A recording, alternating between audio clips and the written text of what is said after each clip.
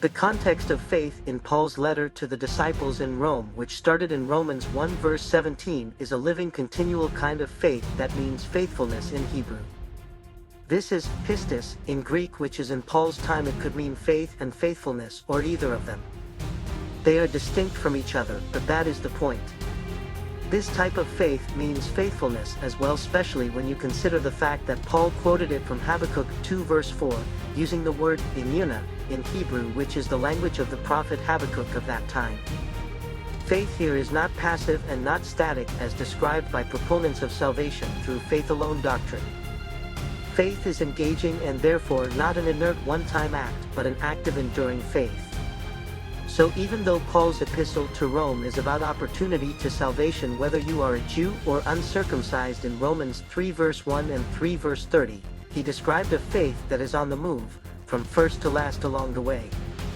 Something that the notion of inactive salvation by faith alone is not. These are the born-again Christians who have been misinterpreting Abraham's faith, who supposedly did not need actions, that meant works, to be righteous in Genesis 15 verse 6, when in fact he had been doing in action and literally working in obedience to God faithfully since Genesis 12 verse 4, going to places where God commanded him to go. Abraham's faith had been the same, consistent ever since he had faith in the promise of God from the promised land to the promised son through Genesis chapters 12, 15, and 22. Interestingly, this is the exact opposite of whoever have said that obedience is not part of the gospel, so that you do not need works but by faith alone to be saved.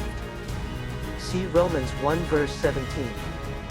For in the gospel the righteousness of God is revealed, a righteousness that is by faith from first to last, from faith to faith, just as it is written, the righteous will live by faith. That also means faithfulness from the source Habakkuk 2 verse 4, in all footnotes through all Bible translations and versions. You could see, indeed, that there is action and obedience involved, working to declare Abraham, the father of faith, apart from the works of the Jewish law, as righteous. This is the righteousness that everyone could achieve, including Gentiles, even if it was fathered by the Jewish father of faith, the message of the book of Romans in context, and not by faith alone.